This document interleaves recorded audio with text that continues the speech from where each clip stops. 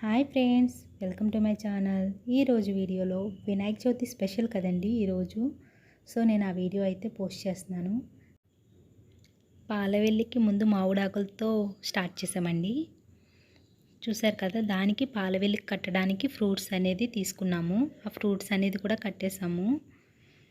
So కింద పీట పెట్టి విగ్రహం పెట్టడానికి పత్తిర్లు వేసి ఆ వినాయకుల వారిని అయితే కూర్చోబెట్టేసామండి. చూసారు కదా ఎంత చక్కగా కూర్చున్నాడో. మేము ఎర్లీ మార్నింగ్ 4 o'clockకి లేచామండి. ఫ్రెష్ అయిపోయి అప్పుడు ప్రసాదాలు తయారు చేస్తున్నాను. ఈ లోపల ఈయన పాలవెల్లి కట్టేసి అవన్నీ డెకరేషన్ చేశారండి. మా అదృష్టం ఏంటంటే మా పాప ఎప్పుడూ అంత ఎర్లీగా లెగదండి.